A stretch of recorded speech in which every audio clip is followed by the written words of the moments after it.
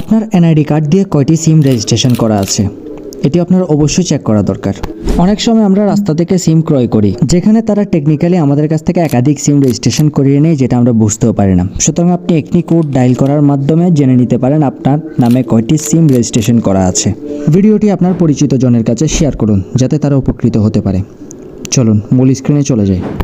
প্রথমে আপনি আপনার ফোনের ডায়াল প্যাডে চলে যান। ডায়াল প্যাডে গিয়ে ডায়াল করেন *16001# লিখে ডায়াল করুন।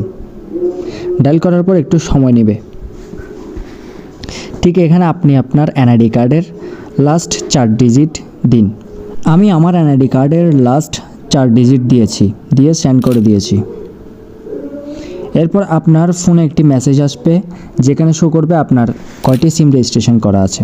এই যে দেখুন, আমার এখানে একটি সিম রেজিস্ট্রেশন করা আছে, যে নাম্বারটি আমি চিনি। আপনার ক্ষেত্রে হয়তো একাধিক সিম দেখাতে পারে।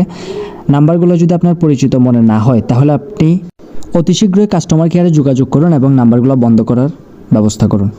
না হয় এই ধরনের নাম্বার দিয়ে অনেক ক্রাইম হয়, যেগুলার আপনার সমস্যা হতে পারে। ভিডিওটি যদি ভালো লেগে থাকে চ্যানেলটি সাবস্ক্রাইব করুন, ফেসবুক থেকে দেখলে ফলো করুন, লাইক দিয়ে সাথে থাকুন। ধন্যবাদ।